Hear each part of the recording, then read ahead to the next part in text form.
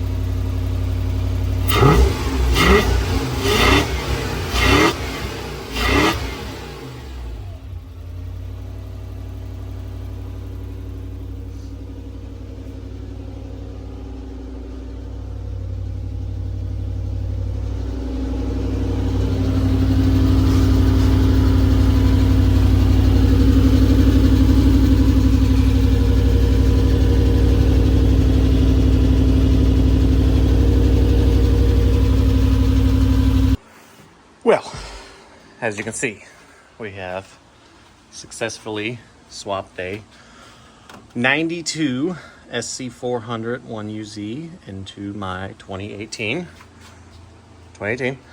Tacoma. It originally had a automatic transmission from an SC400 as well that we took, and obviously that's two-wheel drive, so we took it to the transmission shop after I gutted a four-wheel drive one that I got from a 97 Tacoma, if I remember correctly. It's been a while. I know I haven't been here in a while, but we're back, and here it is. I just realized I never posted a video of it actually running, so it's in.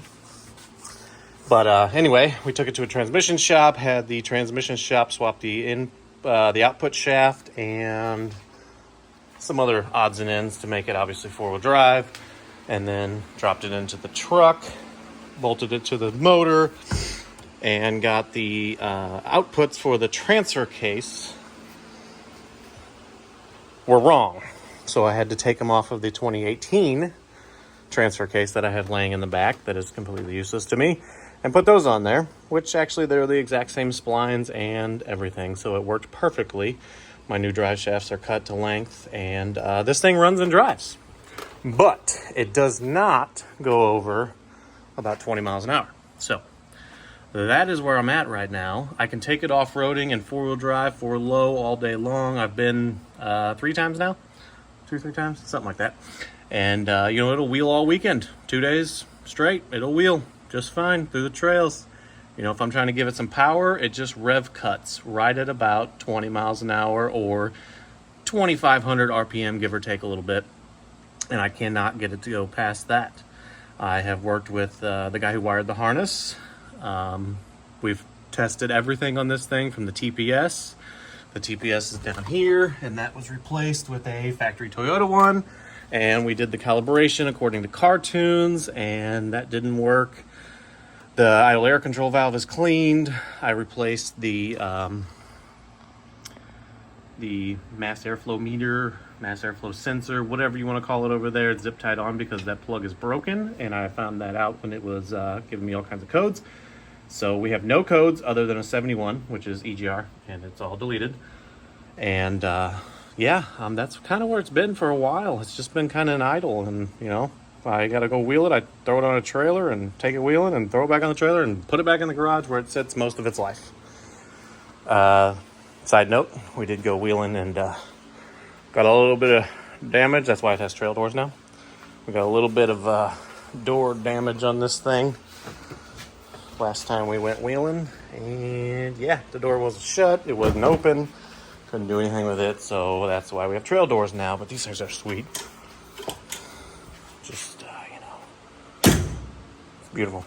Love it.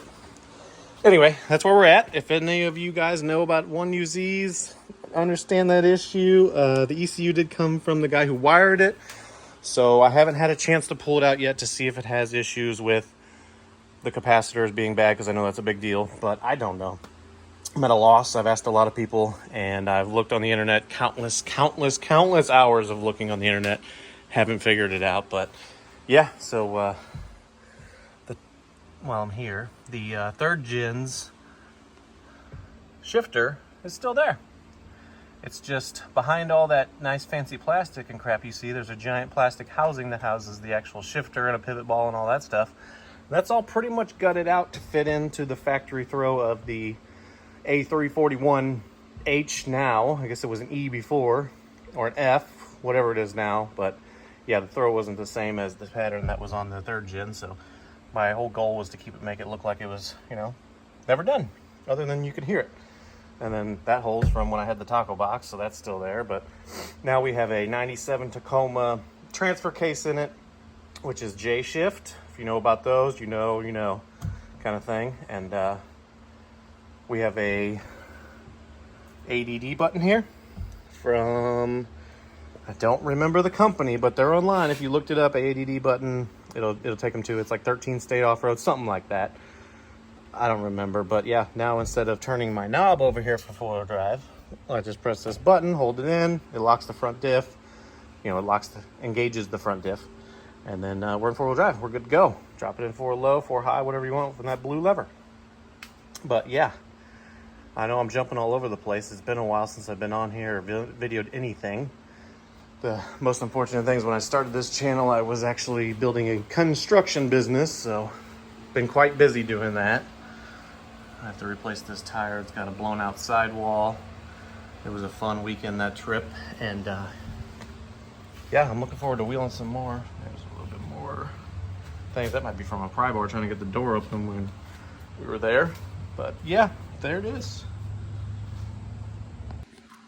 Take you to the dash when we start this thing up. Look at that Christmas tree.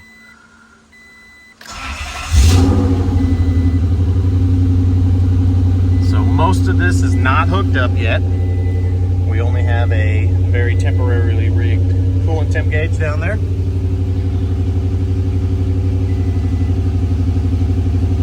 But yeah, for right now, all that stays on there. We don't care about that. I just mainly wanted my radio to work, and it does. So that's pretty cool. But yeah, that's about it. You know, we got the throw of this.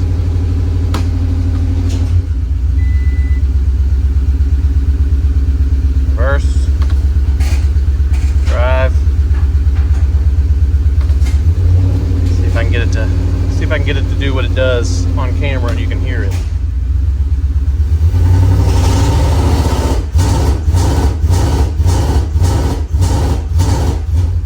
That's just sitting there brake torquing it, and that's all it does. That's pretty much what it'll do when I'm trying to drive it on the road. So that's what sucks. Can't figure it out. Don't know what to do. I need to pull the ECU out and see what's going on there, but I kind of shoved it up under the dash as best I could. And it's going to take me a little bit to get out. But if you guys have any ideas, I'm open to suggestions, comment, do whatever you need to do. Help me get this damn truck driving on the street, because that would be sick.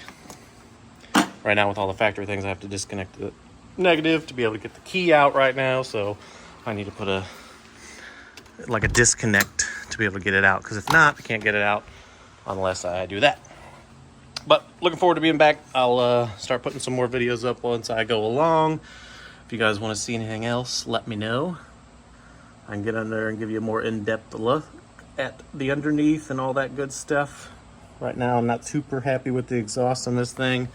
It was more or less I just needed to get an exhaust on it to go wheeling, so it was kind of a quick thing. So you might not love it. I don't love it either, but it might get changed down the road. We don't know.